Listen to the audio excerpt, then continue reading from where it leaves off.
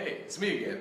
I'm really enjoying this Facebook Live thing, and I wanted to share with you guys something that I end up doing with probably 90% of the folks I meet with for pastoral counseling. So we'll see if my internet connection will hold out, but I call it the shapes diagram, and it's not really a process as much as it is a model to give people an idea of what this whole thing looks like. So I'm kind of a simple person. I enjoy pictures.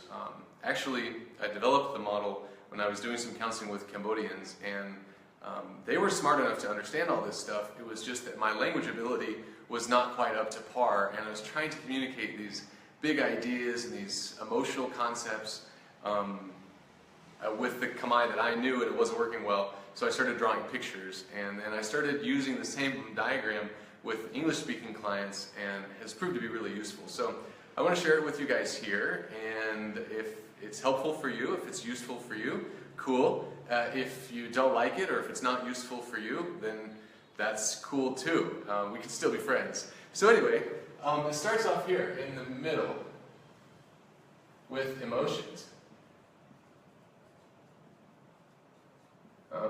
Make sure that that's not backwards. Last time it was backwards. All right, here we go. Most people come to meet with me or somebody like me because they're having some feelings that they don't like, or something that's messing up their relationships, maybe with God, with another person, something that there's just not very enjoyable to feel. So it could be sadness, it could be anger, it could be fear or anxiety. Something's going on inside of them that they don't like and they want help. So they're coming to talk with a pastor or with somebody who can maybe help them.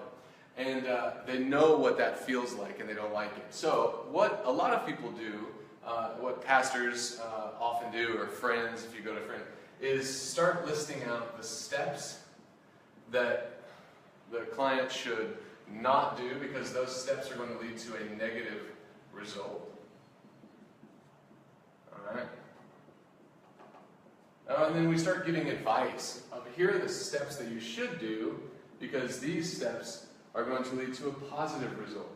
So, for example, somebody comes in and they're really, really angry. They talk to a pastor, they talk to a friend, really angry. So we're going to start telling them the things that they should not do when they're angry. So, don't yell when you're angry, and don't go driving when you're angry, and all these things. Maybe you should read your Bible more. Maybe you should pray more, listen to worship music, that kind of thing. Example, somebody's really sad, and they come in and they're just overwhelmingly sad. They might get advice from someone like me or somebody else that you're really sad, you should really not drink a lot of alcohol. Maybe you should get some sunlight, maybe you should exercise, and of course you should read your Bible more and pray. So, the thing is, most people already know that stuff. Most clients already know that. Even if they're new believers, they kind of already have an idea of the things that they should do that will lead to a positive result, or the things that they should avoid because those things will lead to a negative result. Now, maybe sometimes new believers need to be discipled and really be told those things. For example, sometimes somebody who's really anxious may need to be told that they should not drink coffee or lots of caffeine. Fine, fair enough. But in general, that kind of thing doesn't take that much time to share with somebody. This is what most people are used to, though. You come to somebody and you say some negative emotion or something you don't like, and then we give advice on the steps that you should take and the steps that you should avoid. The only deal is, most of us have this triangle that's going on here. And in this triangle is our past emotional pain.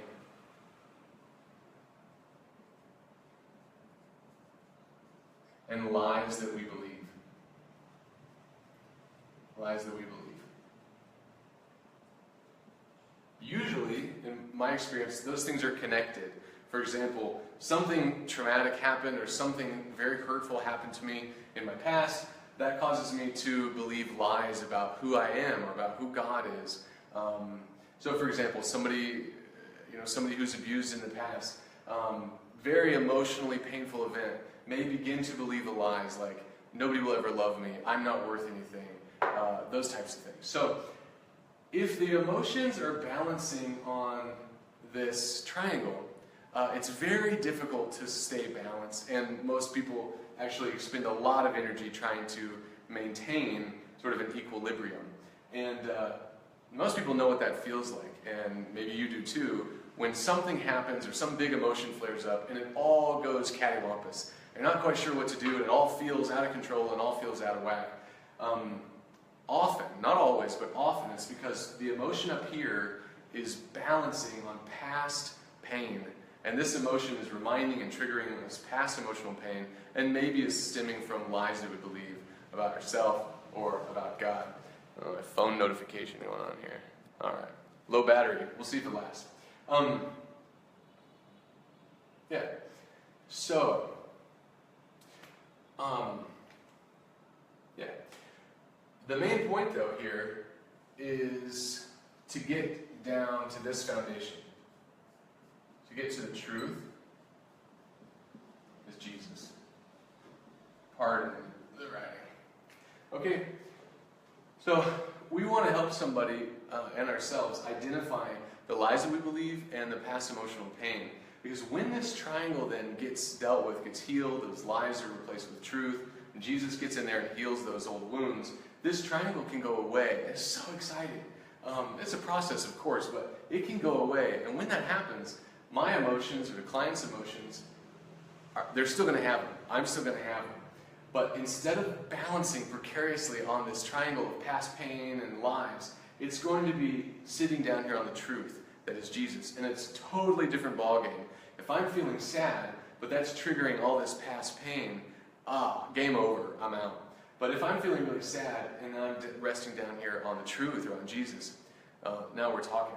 So the thing is, and you may have seen this before, a lot of times people try to jump over what's in the triangle and get straight to the truth. Or they're super spiritual, because this sounds really spiritual. Somebody has an emotion, oh, that person's really sad, that person's really sad. Well, we should tell them that their hope is in heaven. And we jump over whatever might be hurting them to try to get straight to Jesus. And it sounds good and it sounds right, but it's actually avoiding and forgetting this stuff right here. And frankly, I think this is where most of discipleship happens. The triangle is where I become more like Christ. When I get healing, my mind is transformed here. If I am using truth, or if I'm using Jesus to avoid dealing with what's here, it's no good.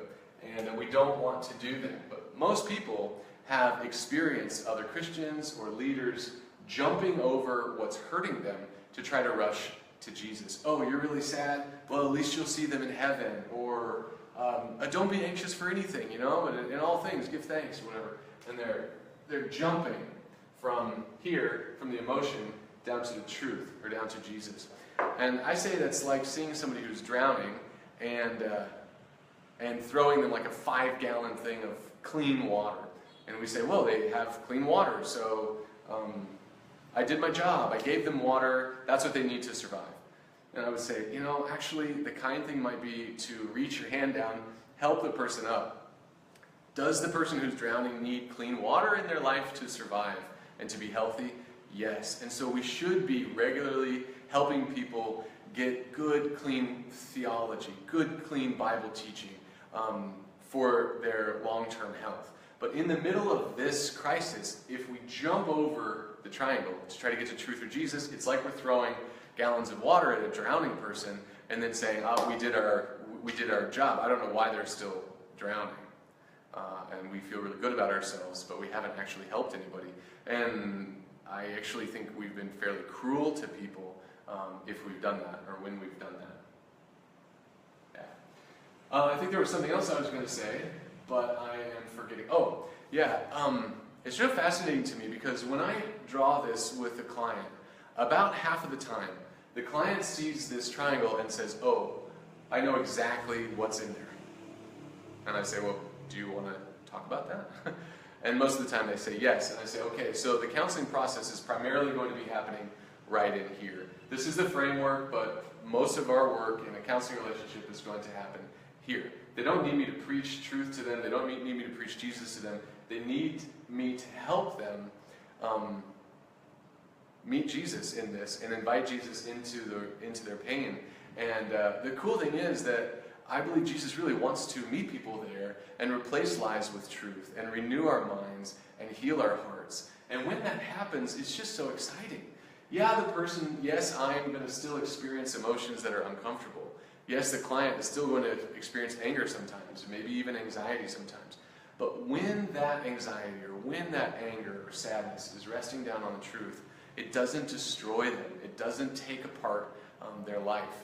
And yeah, so we're drilling down through this to get to Jesus, not jumping over it. So I think that's probably about it. I'll be checking out the comment section and stuff. If this makes absolutely no sense to you, or if you think, wow, this is really dumb, or whatever, leave me a comment and we'll kind of process this stuff together. Maybe you can help me clarify what I'm saying and how I'm saying it and how I'm communicating. That being said, again, I just wanted to share this tool with you because it's been extremely useful for me in meeting with clients. Again, because it gives a framework. It gives a roadmap, actually, where we can say, okay, what's here? I mentioned 50% of people say, I know exactly what's here. The other 50% say, well, I don't really know what's there, but maybe we could look into that. And so if the person wants to, then we do. And it's so fun to watch God meet people here and bring truth and bring healing. And again, how that actually happens is part of the much bigger counseling process that is kind of beyond the scope of this video. But I guess that's it. So from Cambodia with love, we'll see you guys later. All right, go with God.